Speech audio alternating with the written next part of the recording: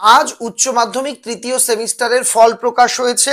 দুটো অত্যন্ত গুরুত্বপূর্ণ খবর রয়েছে আজকের এই ভিডিওতে। নিয়ম অনুযায়ী যে সাবজেক্টে তোমরা সবচেয়ে কম পেয়েছো সেটা ফোর্থ সাবজেক্ট হবে, কিন্তু তোমাদের যে মার্কশিট বা যে নাম্বার সেখানে দেখা যাচ্ছে যেটাতে বেশি পেয়েছো সেটাকে ফোর্থ সাবজেক্ট করা হয়েছে। এটা কেন? আর দ্বিতীয়, এবার রিভিউ স্ক্রুটিনি নেই, পিপিআর পিপিএস করা যাবে না। ফলে যারা নাম্বার নিয়ে সন্তুষ্ট নও তারা কি করবে? দুটো আপডেট জানাবো, খুব গুরুত্বপূর্ণ খবর। ভিডিওটা বন্ধুদের মধ্যে অবশ্যই শেয়ার করো।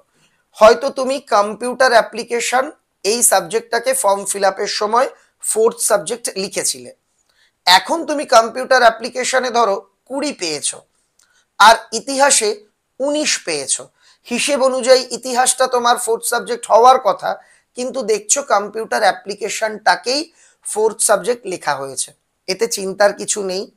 তুমি যখন ফোর্থ সেমিস্টারের পরীক্ষা দেবে, দুটো সেমিস্টারের নাম্বার যোগ হওয়ার পর যেই সাবজেক্ট সবচেয়ে কম পাবে যেই সাবজেক্টে, সেটাকেই ফোর্থ সাবজেক্ট করা হবে। তাই এটা নিয়ে কোনো রকম কোনো বিভ্রান্ত হওয়ার ব্যাপারই নেই। তোমরা নিশ্চিন্তে থাকো, তোমাদের বেস্ট 5 সাবজেক্টের নাম্বার নিয়েই তোমাদের চূড়ান্ত থার্ড প্লাস ফোর্থ চূড়ান্ত উচ্চ মাধ্যমিকের রেজাল্ট তৈরি হবে। এবার দ্বিতীয় বিষয়, অনেক ছাত্রছাত্রীর কাছ থেকে অভিযোগ পাচ্ছি যে তারা যে নাম্বার হিসেব করেছে তার থেকে অনেকটা কম হয়েছে। 1-2 কম হলে আমি ভাবতাম কিছু ভুল হয়েছে, ওএমআর ফিল আপে ভুল হয়েছে, কেউ বলছে 5, কেউ বলছে 10, কেউ 15 কম পেয়েছে।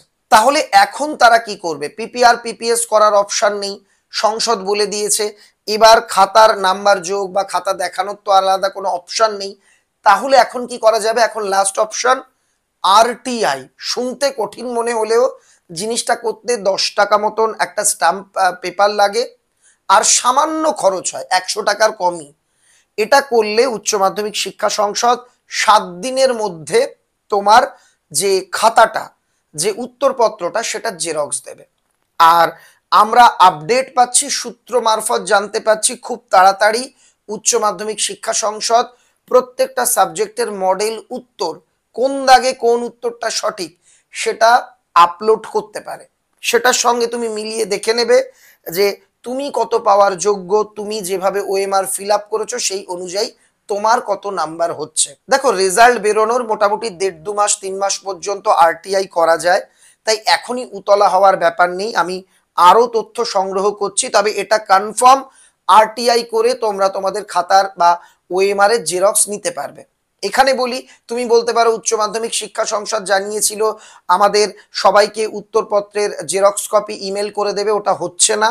কারণ প্রায় 34 লক্ষ খাতা, সেই 34 লক্ষ খাতা পিডিএফ করে পাঠানোর জন্য যে ইনফ্রাস্ট্রাকচার সম্ভবত এটা এই মুহূর্তে উচ্চ মাধ্যমিক শিক্ষা সংসদের আর কি নেই।